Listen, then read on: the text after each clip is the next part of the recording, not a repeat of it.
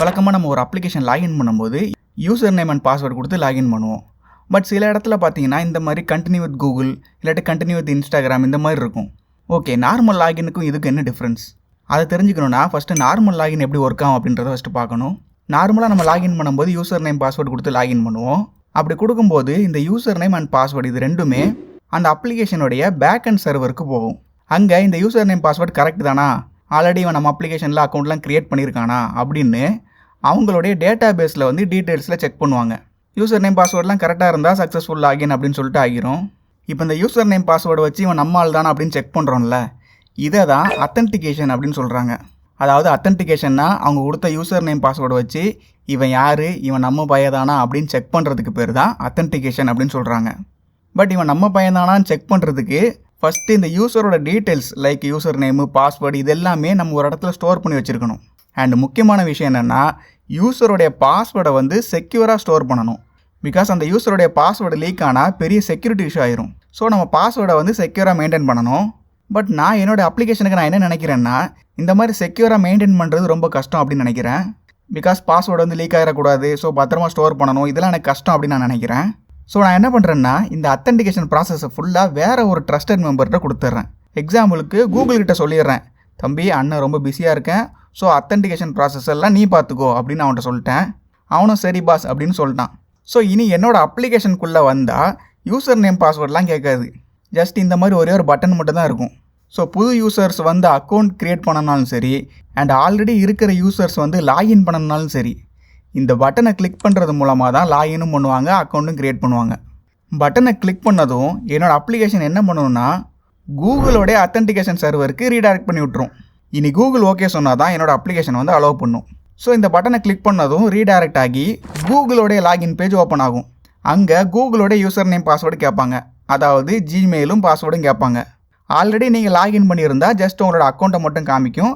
அதை கிளிக் பண்ணுறது மூலமாக நீங்கள் அத்தன்டிகேட் பண்ணிக்கலாம். ஒன்ஸ் அத்தன்டிகேட் ஆனதுக்கப்புறம் கூகுள் உங்ககிட்ட ஒரு விஷயம் கேட்கும். இப்படி இந்த அப்ளிகேஷன் உன்னோடைய டீட்டெயில்ஸ்லாம் கேட்குறான், like email ID, user name, unique ID, profile picture, இது எல்லாமே ஷேர் பண்ணலாமா அப்படின்னு கூகுள் வந்து கேட்கும். நீங்கள் அதுக்கு ஓகே அப்படின்னு நீங்கள் சொல்லிட்டீங்கன்னா கூகுள் என்ன பண்ணுவான்னா நம்மளோட அப்ளிகேஷனுக்கு ஒரு டோக்கன் அனுப்புவான். அந்த டோக்கனில் தான் நமக்கு அந்த யூசரோடைய டீட்டெயில்ஸ்லாம் இருக்கும், லைக் யூசர் நேமு, இமெயிலு, ஒரு யூனிக் ஐடி, இந்த மாதிரி சில டீட்டெயில்ஸ்லாம் இருக்கும்.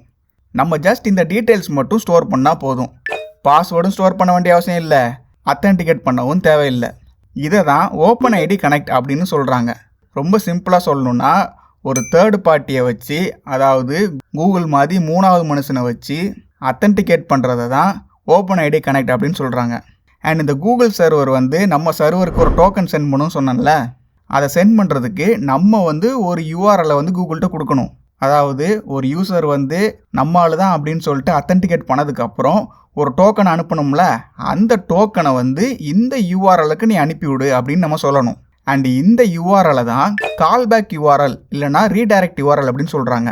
அதாவது நம்ம கூகுள்கிட்ட அனுப்பி வச்சோம், கூகுள் அத்தன்டிகேட் பண்ணி கரெக்டான ஆள் தான் தெரிஞ்சதும் நம்மள்ட்ட சொல்லணும்ல, அவன் திரும்பி நம்மளை கால்பேக் பண்ணுறதுனால தான் இதை கால்பேக் யூஆர்எல் அப்படின்னு சொல்கிறாங்க. ஓகே, அத்தன்டிகேஷன் பற்றி ஓரளவுக்கு ஐடியா கிடச்சிருக்குன்னு நினைக்கிறேன். அண்ட் ஓப்பன் ஐடி பற்றியும் உங்களுக்கு ஓரளவு ஐடியா கிடச்சிருக்கும். ஓகே, அடுத்து OAuth அப்படின்னு சொல்கிறாங்கல்ல, அப்படின்னா என்ன அப்படிங்கிறத பற்றி பார்த்துடலாம். பட் அதுக்கு முன்னாடி ஆத்தரைசேஷன் சொல்கிறாங்களே அப்படின்னா என்ன அப்படின்றத பார்த்துடலாம். இப்போ எக்ஸாம்பிளுக்கு நீங்கள் இந்த வீடியோ வந்து யூடியூப்பில் பார்த்துக்கிட்டு இருக்கீங்க. நீங்கள் நினச்சா இந்த வீடியோவை பார்க்க முடியும், பட் இந்த வீடியோட டைட்டில் உங்களால் சேஞ்ச் பண்ண முடியாது கரெக்டாக. அண்ட் இந்த வீடியோ நீங்கள் நினச்சாலும் டெலிட்டும் பண்ண முடியாது. ஸோ ஒரு யூசருக்கு என்னென்ன விஷயம்லாம் அலோடு அப்படின்னு சொல்கிறது தான் ஆத்தரைசேஷன் அப்படின்னு சொல்கிறாங்க. அத்தன்டிகேஷன்னா ஜஸ்ட்டு இவன் நம்ம ஆளு தானா அப்படின்னு செக் பண்ணுறது தான் அத்தன்டிகேஷன். இவனுக்கு என்னென்ன விஷயம்லாம் பண்ணுறதுக்கு பெர்மிஷன் இருக்குது அப்படின்னு சொல்கிறது தான் ஆத்தரைசேஷன் அப்படின்னு சொல்கிறாங்க. ஓகே, இப்போ வந்து என்கிட்ட ஒரு அப்ளிகேஷன் இருக்குது. இந்த அப்ளிகேஷனில் வந்து ஃபோட்டோ எடிட் பண்ணலாம் அப்படின்னு நினச்சிக்கோங்க. ஃபோட்டோஸ் எல்லாம் எடிட் பண்ணிட்டு சேவ் பண்ணவங்களுடைய கூகுள் டிரைவில் சேவ் ஆகணும் அப்படின்னு நான் வந்து ஐடியா பண்ணி வச்சுருக்கேன்.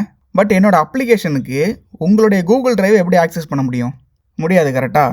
ஸோ நான் என்ன பண்ணுறேன்னா என்னோடய அப்ளிகேஷனை யூஸ் பண்ணுறவங்கள்ட்ட எப்போ உங்களோட ஜிமெயில் ஐடி அண்ட் பாஸ்வேர்டை என்கிட்ட கொடுத்துருங்க, நான் அதை வச்சு உங்களோட டிரைவில் வந்து இந்த ஃபோட்டோஸ் எல்லாம் நான் அப்லோட் பண்ணிடுறேன் அப்படின்னு நான் சொன்னால் உங்களோட இமெயில் ஐடி அண்ட் பாஸ்வேர்டு என்கிட்ட கொடுப்பீங்களா? ஆக்சுவலி கொடுக்கக்கூடாது. பிகாஸ் உங்களுடைய பாஸ்வேர்டு எனக்கு தெரிஞ்சிச்சுன்னா அந்த டிரைவில் நான் என்னன்னாலும் பண்ணலாம் கரெக்டாக. இது வந்து ஒரு செக்யூரான அப்ரோச் கிடையாது. ஸோ இப்போ நம்ம வந்து பாஸ்வேர்டும் வாங்கக்கூடாது, பட் டிரைவில் ஃபோட்டோஸும் அப்லோட் பண்ணணும். அண்ட் அதே சமயம் அப்லோட் பண்ண மட்டும்தான் பெர்மிஷன் கொடுக்கணும்.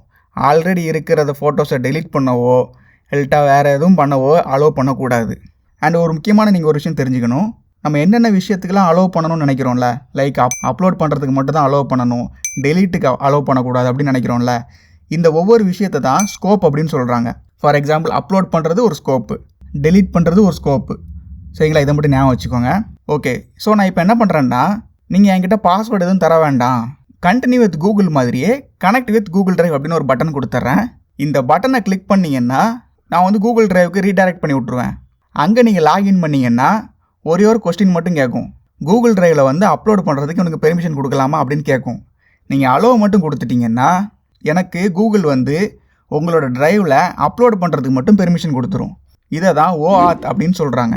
அதாவது என்ன ஆகும்னா, நீங்கள் கனெக்ட் வித் டிரைவ் அப்படின்னு கிளிக் பண்ண உடனே என்னோடய அப்ளிகேஷன் என்ன பண்ணுன்னா கூகுளோடைய OAuth சர்வருக்கு வந்து ஒரு ரெக்வஸ்ட் அனுப்பும். அந்த ரெக்வஸ்ட்டில் என்னென்ன ஸ்கோப்புக்கு பெர்மிஷன் வேணும் அப்படின்றதையும் சேர்த்து அனுப்பிவிடும். எனக்கு கூகுள் டிரைவில் அப்லோடு பெர்மிஷன் வேணும் அப்படின்றத மட்டும் சேர்த்து அனுப்பி விட்ரும். அதை அனுப்பி விட்ட உடனே கூகுள் வந்து உங்களோட லாகின் பேஜை காமிக்கும். ஜிமெயில் அண்ட் பாஸ்வேர்டு வழக்கம் போல் கேட்கும். நீங்கள் ஆல்ரெடி லாகின் பண்ணியிருந்தீங்கன்னா உங்களோட யூஸரை மட்டும் காமிக்கும். நீங்கள் கிளிக் பண்ண உடனே என்ன சொல்லுன்னா, இப்படி இந்த அப்ளிகேஷன் வந்து உன்னுடைய கூகுள் டிரைவுக்கு இந்தந்த ஸ்கோப்புக்கெலாம் பெர்மிஷன் கேட்குறான், கொடுக்கலாமா அப்படின்னு கேட்கும். நீங்கள் கொடுக்கணும் அப்படின்னு நினச்சிங்கன்னா நீங்கள் வந்து ஆத்தரைஸ் அப்படின்னு கிளிக் பண்ணிங்கன்னா என்ன ஆகும்னா, கூகுள் நினச்சிப்பான், ஓகே இந்த யூஸரை அலோவ் பண்ணிட்டாங்க அப்படின்னு நினச்சிட்டு ஒரு டோக்கன் ஜென்ரேட் பண்ணுவான். அந்த டோக்கனை வந்து நம்மளுடைய அப்ளிகேஷனுக்கு திருப்பி அனுப்பி விட்ருவான். இந்த டோக்கனை தான் ஆக்சஸ் டோக்கன் அப்படின்னு சொல்கிறாங்க. அதாவது உங்களுடைய கூகுள் டிரைவை நான் ஆக்சஸ் பண்ணுறதுக்கான ஆக்சஸ் டோக்கன். இனிமேல் ஃப்யூச்சரில் நான் எதுவும் ஃபோட்டோஸ் அப்லோட் பண்ணணுன்னா இந்த டோக்கன் இருந்தால் மட்டும் போதும். அண்ட் இந்த டோக்கனுக்குள்ளேயே இவனுக்கு எந்தெந்த விஷயத்துக்கெல்லாம் ஆத்தரைசேஷன் இருக்குது அப்படின்றதும் அந்த டோக்கனுக்குள்ளே இருக்கும். ஸோ இந்த டோக்கனை யூஸ் பண்ணி நான் ஜஸ்ட் அப்லோட் மட்டும்தான் பண்ண முடியும். ஸோ இதில் ரொம்ப முக்கியமான விஷயம் என்னென்னா, நீங்கள் தெரியாத ஒரு மெம்பர்கிட்ட வந்து உங்களுடைய யூசர் நேம் அண்ட் பாஸ்வேர்டை கொடுக்க வேண்டிய அவசியம் இல்லை. ஸோ இதை தான் OAuth அப்படின்னு சொல்கிறாங்க. அதாவது சிம்பிளாக சொல்லணுன்னா, OAuthங்கிறது ஒரு அப்ளிகேஷனுக்கு என்னென்ன விஷயத்துக்கெல்லாம் ஆக்சஸ் கொடுக்கலாம் அப்படின்னு கண்ட்ரோல் பண்ணுறது தான் OAuth. நம்ம இதுக்கு முன்னாடி OpenID அப்படின்னு சொல்லிட்டு ஒரு விஷயம் பார்த்தோம் கரெக்டாக. அதுவும் OAuth கீழே தான் வரும். அந்த OAuthல ஒரு பிரிவு தான் OpenID கனெக்ட். அதாவது ஃபஸ்ட்டு இந்த OAuth அப்படின்ற விஷயத்தை தான் உருவாக்குனாங்க. இது வந்து ஆத்தரைசேஷனுக்காக தான், அதாவது பெர்மிஷன் கொடுக்கறதுக்கு. ஒரு அப்ளிகேஷன் வந்து இன்னொரு அப்ளிகேஷனுக்கு வந்து பெர்மிஷன் கொடுக்கறதுக்கு தான் இந்த விஷயத்தை உருவாக்குனாங்க. பட் டெவலப்பர்ஸ் என்ன பண்ணாங்கன்னா, இந்த OAuthஐ வச்சு அத்தன்டிகேட் பண்ணுறதுக்கும் யூஸ் பண்ண ஆரம்பித்தாங்க. அப்படி பண்ணுறது நல்ல விஷயம் கிடையாது அப்படின்றதுக்காக OAuthலேயே அத்தன்டிகேஷனுக்குன்னு தனியாக ஒரு விஷயம் பண்ணாங்க. அதுதான் OpenID கனெக்ட். அண்ட் இந்த OpenID கனெக்டை வந்து OAuthோடைய அடுத்த வெர்ஷனில் கொண்டு வராங்க. அதுதான் OAuth 2.0. என்னடா புது கதையாக இருக்குது அப்படின்னு நினைப்பீங்க. ஆக்சுவலி OAuth அப்படிங்கிறது வந்து ஆத்தரைசேஷனுக்காக மட்டும் தான் கொண்டு வந்தாங்க அப்படின்னு நான் சொல்லியிருந்தேன். அது வந்து ஃபஸ்ட்டு வெர்ஷன், வெறும் ஆத்தரைசேஷனுக்காக மட்டும் கொண்டு வந்திருந்தாங்க. அண்ட் அது வந்து ரொம்ப காம்ப்ளெக்ஸாக இருந்ததாகவும் ரொம்ப ஸ்லோவாக இருந்ததாகவும் சொல்கிறாங்க. அண்டு முக்கியமாக அத்தன்டிகேஷனுக்குன்னு தனியாக எதுவுமே கிடையாது அதில். ஸோ அடுத்த வெர்ஷன், அதாவது OAuth 2.0ல் தான் இந்த OpenID கனெக்ட் அப்படிங்கிற ஒரு விஷயத்தை கொண்டு வர்றாங்க.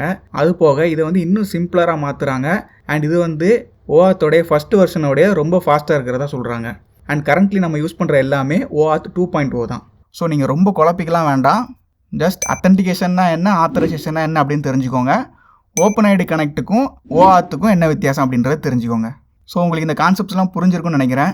வீடியோ பிடிச்சிருந்தா லைக், ஷேர் அண்ட் சப்ஸ்கிரைப் பண்ணுங்கள். தேங்க்யூ.